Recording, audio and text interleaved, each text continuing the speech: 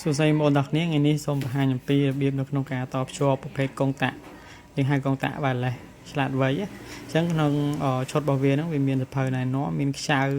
សម្រាប់ឲ្យយើងភ្ជាប់ការ៉ូពីលើហ្នឹងអញ្ចឹងនៅក្នុងឈុតរបស់វាមានប៉ុណ្ណឹងហើយសម្រាប់អំពូលនេះដែរគឺយើងអាចបញ្ជាបិទបើកបានតាមរយៈកុងតាក់មួយចំហៀងទៀតអញ្ចឹងមុនធ្វើការតភ្ជាប់វាតម្រូវឲ្យអ្នកគ្នាមានឧបករណ៍មួយចំនួនដូចជាប៊ិចភ្លើងហើយនេះខ្ញុំភ្ជាប់ដើម្បីភ្ជាប់ឲ្យភ្ញៀវគឺយើងយកខ្សែព្រីយកមកភ្ជាប់វាសិនអញ្ចឹងសម្រាប់អ្នកគ្នាភ្ជាប់នៅផ្ទះគឺយើងភ្ជាប់វា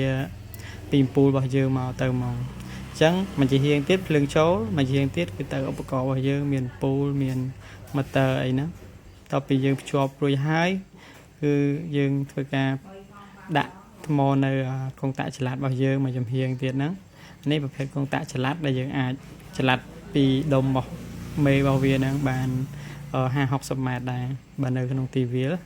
នៅក្នុងផ្ទះរបស់យើងចន្លោះពី20-30 ម៉ែត្រហ្នឹងអញ្ចឹងយើងធ្វើការបើកគម្របប្រអប់ហ្នឹងមកហើយថ្មគឺយើងប្រើ upgrade ថ្មីប្រើប្រភេទថ្ម A3 ដងអញ្ចឹងអ្នកនរគ្នាដាក់តាមខាងម៉ាសខាងដកមក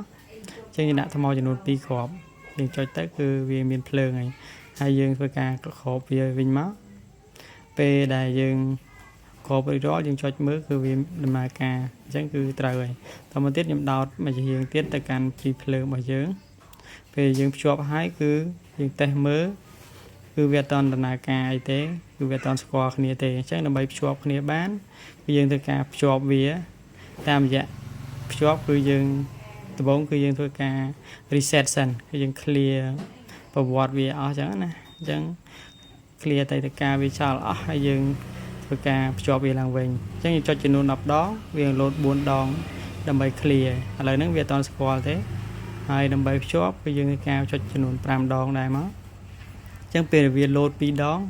យើងធ្វើការចុចកុងតាក់5មួយចំហៀងទៀតមកគឺវាស្គាល់ហើយអញ្ចឹងក្នុងការតភ្ជាប់គឺវាងាយស្រួលទេយើងមានកុងតាក់ម៉ាន